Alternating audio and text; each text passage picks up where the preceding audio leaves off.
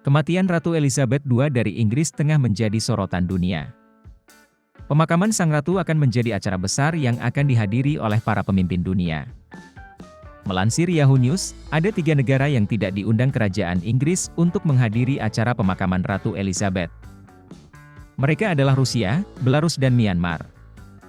Menurut sumber Whitehall, Ratu Elizabeth II akan dimakamkan Senin pekan depan setelah dilakukan acara kebaktian pada pukul 11 pagi di dalam Westminster Abbey yang akan dihadiri hingga 2.000 orang.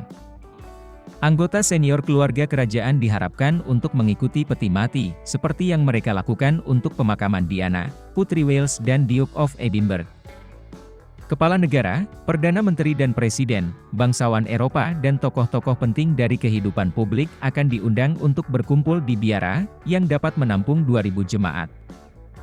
Ini adalah acara internasional terbesar yang kami selenggarakan dalam beberapa dekade, kata sumber Whitehall. Acara ini menghadirkan tantangan logistik, diplomatik, dan keamanan yang sangat besar, dengan latihan yang berlangsung di tengah malam. Undangan dikirim selama akhir pekan kepada kepala negara yang memiliki hubungan diplomatik dengan Inggris. Untuk sebagian besar negara, itu berarti kepala negara ditambah 1 tamu. Namun, undangan tidak dikirim ke para pemimpin Rusia, yang melanjutkan serangan gencarnya di Ukraina. Undangan juga tidak dikirim ke Belarusia, yang telah mendukung tetangganya dalam invasi. Juga Myanmar, di mana militer merebut kekuasaan dalam kudeta tahun lalu. Belum ada daftar tamu yang diterbitkan pihak kerajaan.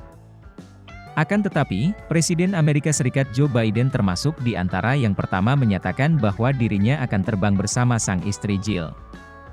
Para pemimpin sebagian besar negara persemakmuran diharapkan hadir, dengan Perdana Menteri Selandia Baru Jacinda Ardern mengatakan dia akan melakukan perjalanan hampir 24 jam dengan delegasi 5 orang lainnya.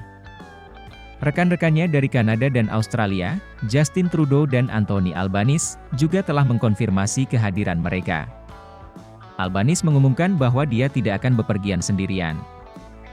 Dengan menuliskan tweet bahwa atas undangan Istana Buckingham, dia dan Gubernur Jenderal David Hurley akan ditemani oleh 10 warga Australia yang telah memberikan kontribusi luar biasa bagi komunitas mereka. Emmanuel Macron dari Prancis, Frank-Walter Steinmeier dari Jerman, Sergio Mattarella dari Italia, Recep Tayyip Erdogan dari Turki dan Jair Bolsonaro dari Brasil termasuk di antara presiden yang hadir, bersama dengan Ursula von der Leyen dari Komisi Eropa. Raja Felipe dari Spanyol dan istrinya, Ratu Letizia, termasuk di antara bangsawan Eropa yang akan hadir. Kaisar Naruhito dari Jepang juga diperkirakan akan melakukan perjalanan ke London dalam perjalanan luar negeri pertamanya sejak naik tahta pada 2019.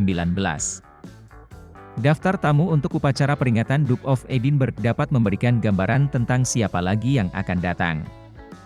Jemaat yang beranggotakan 1.800 orang itu menampilkan sekitar 30 bangsawan asing, termasuk Pangeran Albert dari Monaco, Ratu Margrethe dari Denmark, dan Raja Harald dan Ratu Sonja dari Norwegia.